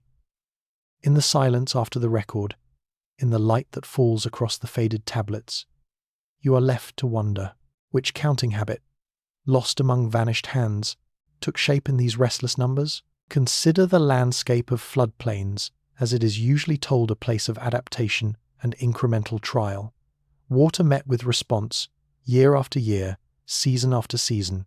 The accepted thing, the reasonable posture, is to see irrigation systems here as the quiet accumulations of local choices. Each length of ditch, each shallow cut and muddy margin is assumed to emerge from necessity and custom, born within the same river's embrace, altered by the same hands who struggled with silt and drought. Knowledge settles here, it is said, from the same drift and deposit that shapes the channel beds, never quite deviating from what was probable, never quite surprising. But the layers you uncover hint otherwise.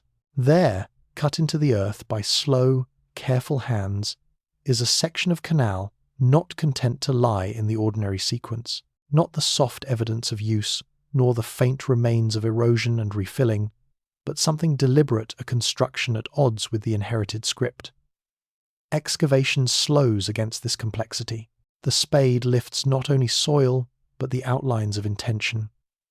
Look closely at the stratigraphy. The horizontal cut is no random event. By trowel and brush, you reveal a bank, not collapsed or accidental, but engineered. Alternating bands of riverbank, then a shelf of tightly knitted brush, layered with thin reed mats, then more sediment pressed into shape, then brush again. A rhythm, not of growth and decay, but of layering, a choreography unlikely to be born only of local improvisation. At intervals, you see interruptions, low walls or bundled lines, sediment traps arranged in odd relation, neither wholly native nor entirely borrowed. These are not simply piles or fill, they are arrangements, repeating, codified, and then buried by time. The site folders wait, quiet with archival patience. Paper sifts and crinkles. In the catalogued records, you find the traces preserved, sediment samples drawn with sterile caution and labelled in the stilled language of the observer. Horizon, depth, material composition, each bag a moment removed from its context, each data point a boundary between then and now. There are cross-sections, rendered in careful hand, the profile of ditch wall resolved into ink and measurement. Elevations mark construction lifts, the infilling of reed matting, the placement of the next brush layer. Fills are annotated, lists of materials pause in the margin, willow, sedge, fine-grained silts, each line a refusal to explain. They do not tell you the sequence except in numbers and lines, except in the indifferent structure of units and levels. The construction phases are not a story, but an accumulation. One brush layer overlaid by reed, held down by weighted cobble, then sealed under another episode of channel silt. No margin note gives cause, no voice intrudes to shape understanding. The data remains, insisted in policy and dust, preserved because absence requires it. There is a tension here, a pause suspended between what is thought to have been inherited and what is visible.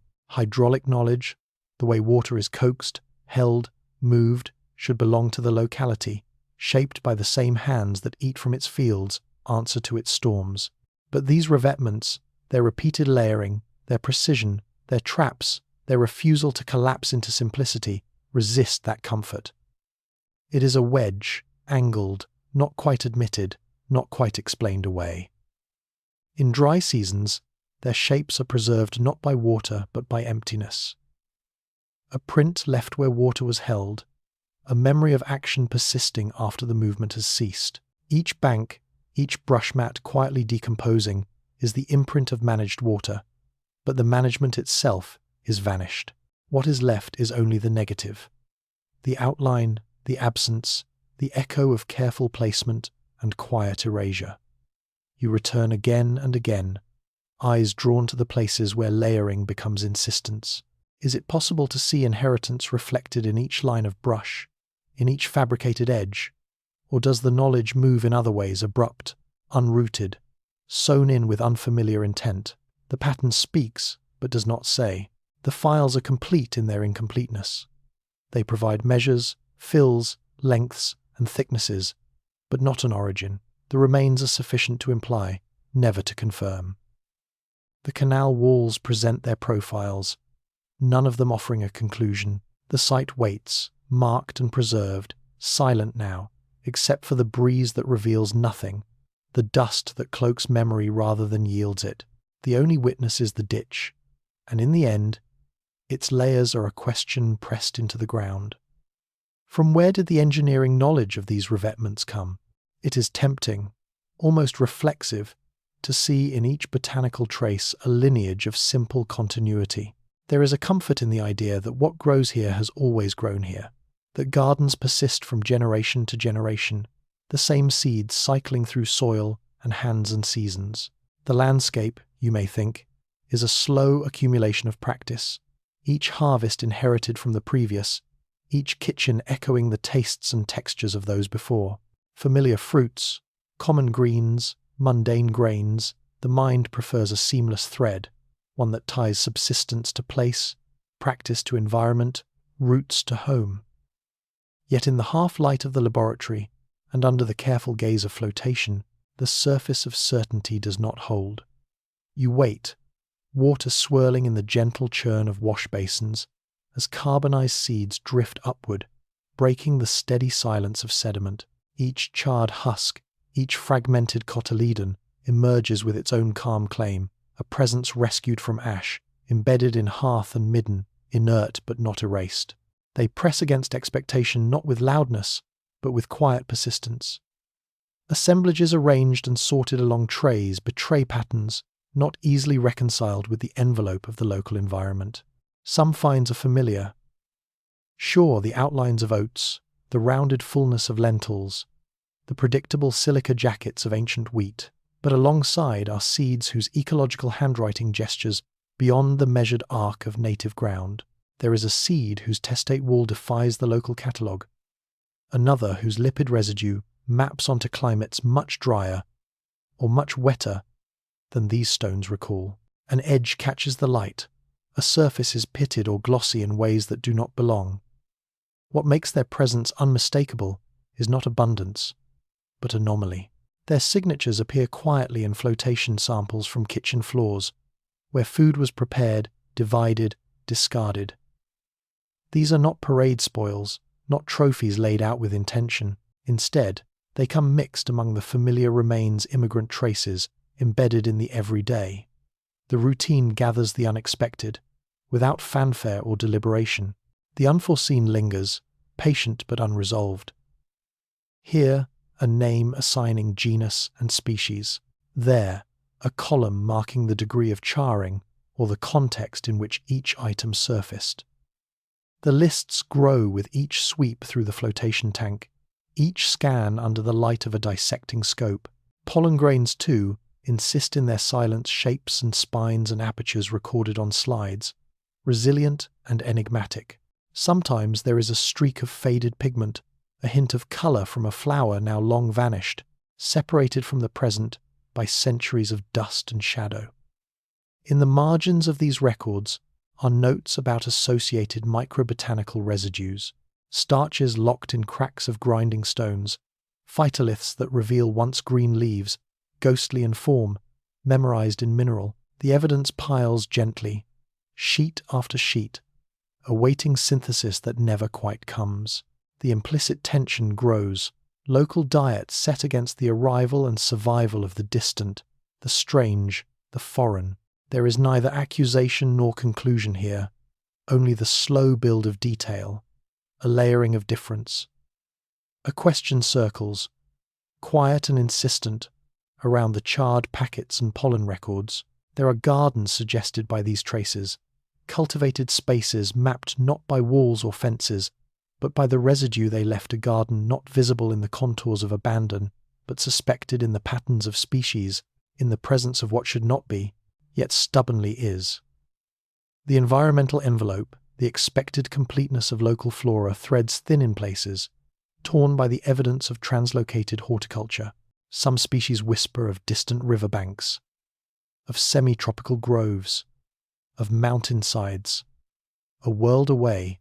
Others cast doubt on even these attributions, offering ecological signatures matched nowhere close to hand. Still, there is restraint. Every piece of evidence is constrained by how it was found, charred, fragmented, filtered through centuries of fire and fermentation. Each identification is hedged, each ecological match a tentative sketch. There is no grand hypothesis offered, no certainty as to the origins or roots or hands that moved these seeds from one world to another. Only the botanical record is allowed to speak, and even then, it murmurs in the language of incompleteness. The findings accumulate, slices of an older world, too partial for easy mapping. The hearths that once burned have cooled. The memory of flame has given way to the hush of stone, yet still the seeds remain mute repositories, resistant to interpretation, shaped and blackened by heat, untranslatable except as fragments, as storied absences. You touch them, gently, through layers of glass and record, aware that what is most solid resists the most meaning. There is diet here, almost visible, and practice, almost graspable, a cadence lost to silence, scattering in the slow hall of time and forgetting, quietly overturning the story of local continuity with each improbable identification. The foreign plants refuse explanation, their origins receding into the dusk of memory, their traces inscribed in the persistent ambiguity of the botanical assemblage that outlasts every method and every question. Which gardens grew these unfamiliar plants? There is comfort in the familiar shape of trade, the exchange of measure for measure, the pulse of goods moving between hands, the echo of distant horizons glimpsed by way of lead weights and stamped clay. A narrative settles in your mind before evidence even reaches the table. That trade, as told again and again, was the steady transfer of commodities, regulated and rendered legible by agreed-upon forms and the ritual closure of a deal. The motifs are recognizable: a tablet, a set of scales, a seal pressed with gentle insistence. Here is the architecture of exchange, patterned, orderly, resumed across generations as if nothing of the landscape had shifted. You are led to believe that the story repeats itself, visited upon familiar grooves. Yet the quiet is unsettled. The evidence resists the story. You stand in the narrow corridor of preservation, boxes lined on either side. Within each, an artifact lies inert, patient. Out from the dust emerge seals small, deliberately shaped, marked with impressions not easily reconciled with the rest. Each has traced a different path. These seals do not speak in one voice. Their stylistic features drift, as though carried by wind or current, from somewhere far outside the perimeters of this place. Grain in the fabric, incision in the body, the edge of an unfamiliar punch. There are lines and punctures extracted from the memory of distant workshops. The hand that pressed them now lost to time. They are out of place by being so distinctly born of elsewhere. The context grows dense, each seal unearthed not as an isolated presence, but layered within the matrix of exchange, arrayed alongside weights, vessels, sheaves of measured grain. A catalogue number, a location described in shapes of field and ruin, proximity measured by archaeological patience. The moment of find, written into a ledger, certified by coordinates and soil descriptions, there is a particularity to the notes. The conservationist's record, written in a looping, even hand tracing the colour and density of clay, the faint residue of pigment, the errant grit which remains lodged in the reverse. Under the soft lamp, a magnifier hovers. At this scale, the narrative feels neither large nor distant, only textured by the marks of making and unmaking. The surfaces register history without aspiration. Fingerprints of making are read in the negative. The faint scoring from a metal edge, the swirl where wet clay revolved against a stone countertop, the double impression where a seal was pressed, lifted, and pressed again. The records hold no certainty of sequence, just possibilities, layered and imprecise. The language here is spare: seal, sherd, impression, context. Absence is catalogued as thoroughly as presence. The seal is not only what is captured in its motif, but what is missing in its margins. The chip at the rim, the area of slip eroded by time. Artifacts such as these do not narrate. There is no urgency, no voice demanding explanation. Only the material trail, traced in lines of record and sealed in boxes. The market, glimpsed through their arrangement, shifts in its clarity. There is tension. Was exchange here comprehensively linked, each seal a node in a network, acting as certificate and ledger? Or did these objects arrive as relics, material witnesses to a practice imported, unanchored, never entirely belonging? If one looks only at motifs, birds with outstretched wings, flowers rendered in a rigid hand, connections seem plausible, almost easy. But then the technique intervenes, the manner of striking the punch, the fabric's gritty inclusion, each calling forth a different horizon. The impressions, once tactile, now sleep, subdued beneath the weight of catalogue numbers and conservation notes. Some rest alone, wrapped in translucent tissue. Others, more robust, lie beside companions, a fragment of scale weight, a pin, a ball of once measured wool. The stillness is complete. Evidence contains itself, silent, dismantled from any schema you might impose. Sometimes you imagine the hand folding the tissue paper, labeling the exterior in careful script. It is a gesture more final than explanation, a keeping, not an unveiling. Memory, too, organizes itself around these fragments. The earliest find, the latest inventory, registers of light and shadow.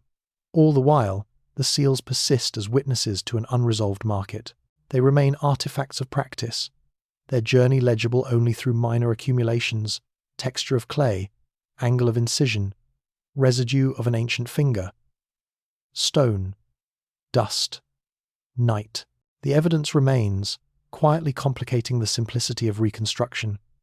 The record is reliable, and yet it remains incomplete, composed as much of gaps as of detail, of objects as of their silence.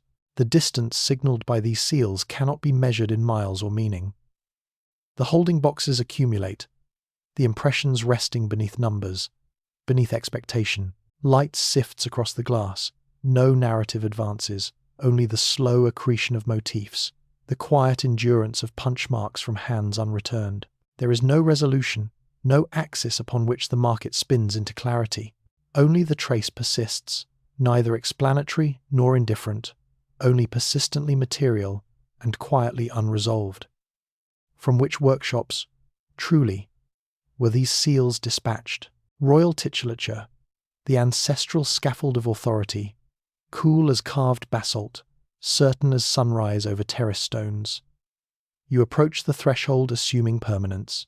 Repeated lines and the slow symmetry of formulae affirm what was long taught, that rule is rooted deep in native soil, named with the vigour of the local tongue, marked with claims of lineage and belonging. Kingship, as inscribed, is a monument to place, son of the city, anchor of the land, ruler by right born here. This is what the record is said to secure. It is what the recitation asks you to remember, again and again. Yet always in the offset margin among tablets and half-buried dedication stones a discrepancy grows.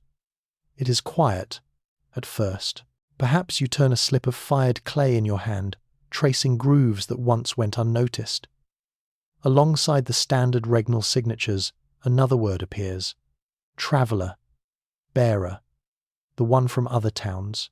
Each term halts the incantation of belonging, a recurring doctrinal note, not shouted but fixed like an undertone, almost defensive in the way it nestles beside the familiar. There, on the third line, extended by half a space, cramped but clear, the epithet refusing easy assimilation. The evidence is not in the number of inscriptions, nor in provenance clarified by grand pronouncement. Instead, it insists, through repetition, never dominant, never erased, an administrative gloss appended at the close of a foundation deposit, the formula altered in the manner of a hand that paused, a stylus hovering in a breath of uncertainty. The stone frame stays cool under your fingertips.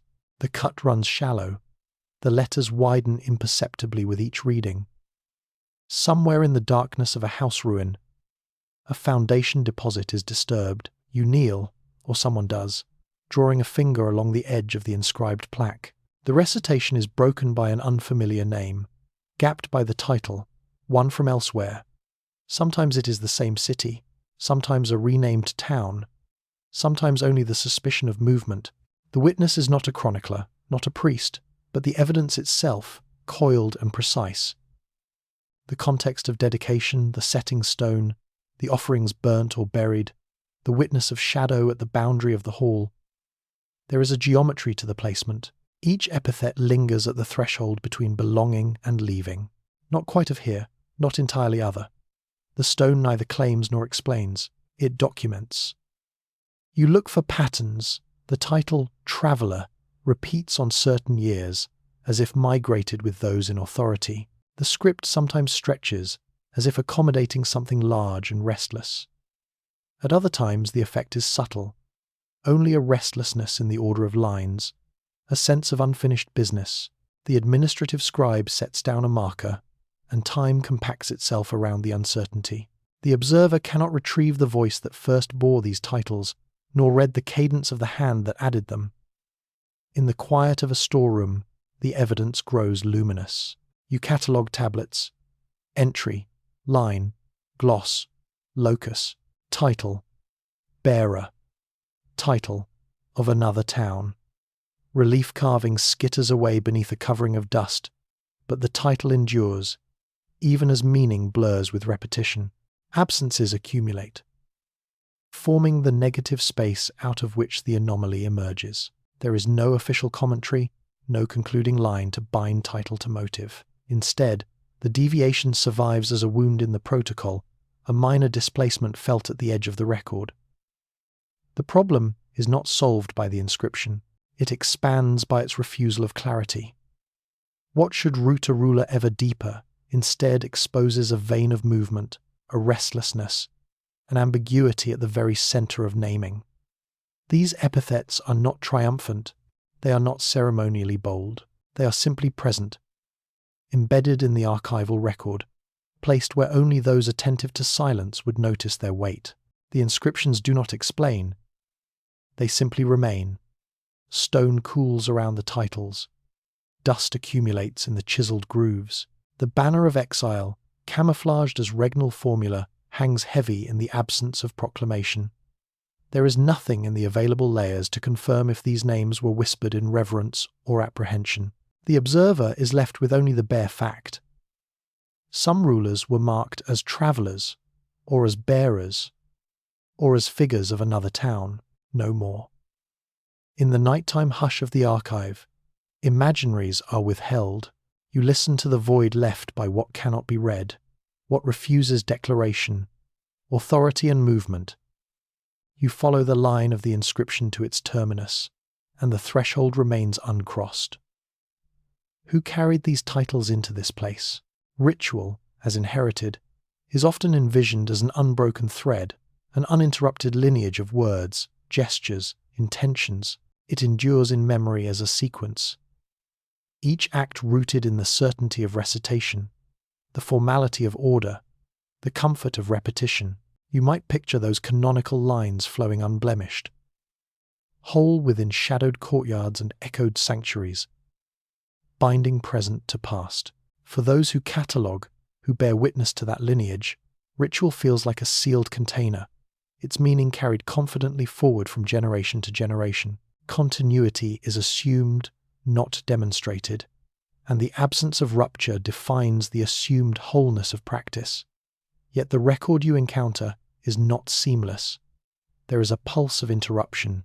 Scattered among the catalogued liturgies, you find small, discrete artifacts, a different kind of testimony. You hold in your hand a slender tablet, its surface abraded and pocked, a handful of incised cuneiform signs wavering at the edge of comprehension. A fragment, one line only, incomplete, the remainder clawed away by time or accident. Alongside the tablet lies an ostracon, its grain rough, bearing 3 words, only one fully legible. These remnants emerge neither within the ceremonial nor the celebrated.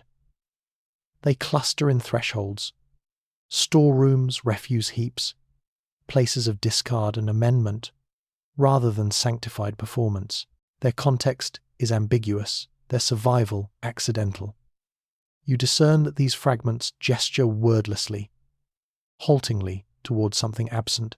Each incantatory shard names or gestures at places, objects, or sequences not preserved in the canonical texts. Here, a mention of a vessel no longer described elsewhere. There, a gesture toward a location unmarked on any remembered plan. The lines do not yield sequence, only shatter. The structure is gone. There is no beginning nor discernible end. Only interruption. Isolated lines, stripped of introduction or amenity, resist easy placement. On the catalogue table, the record gathers. Standard description, paleographical notation, cross-references to the fuller, more complete liturgies found elsewhere. Someone notes the angle of a wedge stroke, the peculiarity of a terminal flourish. Someone else aligns the words, hoping for a pattern. A ritual Formula 1 sign removed. A recurring object, a partial phrase echoed in another, fuller text. The evidence does not reconcile. There is no overarching narrative, no apparent recuperable order, no sequencing that adheres to the expected logic of practice. You pause. Are these fragments leftovers, mere debris swept aside when ritual is complete? Or are they essential nodes, moments of rupture that threaten the idea of unbroken practice? Each fragment, when observed, refracts an unsettled tension, the urge to preserve and the inevitability of forgetting. You sense it in the very texture of the evidence, in the chipped clay, the flaked slip of ink, the half-remembered gesture that cannot be made whole. The fragments lie as they are, inert, unresolved, yet not entirely silent. It is possible to trace the outlines of memory's failure. In the hush of storerooms or beneath the slow settling of dust, the fragments persist. They do not vanish. They resist completion. Their presence asserts the gap, the crevice in recollection, the silent interval between what is remembered and what is now irretrievable. Memory, too, is ritual, a choreography of presence and absence, rehearsed and eroded. You return to the evidence, again and again, turning it over like a broken offering, feeling the pressure of all that cannot be named. Always there is the catalogue, textures logged and relogged, edges mapped, references assigned, uncertainty recorded in each paleographic note. Each fragment remains incomplete, yet it interrupts the comfort of continuity. It is not only what is written, but also what has slipped free from the binding grammar of ritual.